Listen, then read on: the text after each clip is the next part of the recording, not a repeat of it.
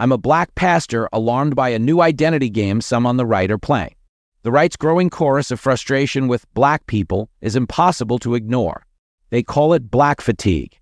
They point to the race wars of the 2010s and the DEI takeover of America's institutions as their breaking point. But after Donald Trump's return to the White House, something shifted. Instead of doubling down on the American creed of individualism, this faction swung hard into collectivism, painting blacks as a singular problem with the same tired tribal brush they once scorned. Now, some on the right are leaning into posts like this one from Evan Kilgore on X, who wrote, "Why are black people so disproportionately violent? Why do they threaten or act with violence the second they are offended or inconvenienced? Seriously, why are so many black people like this?"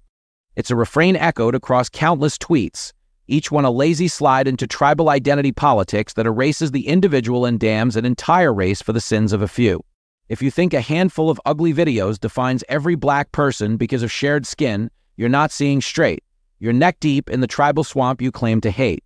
I know the violence in my community. You'd be hard-pressed to find anyone on the south side of Chicago that isn't aware. It's raw, it's real, and I could sling blame at racism, the white man, or liberal policies. I could just say, that's just black people. But that's weakness. Tribalism is a crutch, a cheap shot that fuels keyboard wars on X but fixes nothing. The irony burns. A sizable faction on the right, after years of slamming tribalism, now guzzles its easy power. They've swapped principle for the rush of collective rage. Where will this lead them? What is their actual end goal? I chose the tougher road. My work is with kids. Each one is a distinct soul, not a racial statistic. No two blacks, no two anyone are alike. Lifting them up means igniting their personal fire, not boxing them into a racial narrative. Isn't that how we got into this mess in the first place? It's hard, it's messy, and not everyone makes it. But it's the only path that matters and works.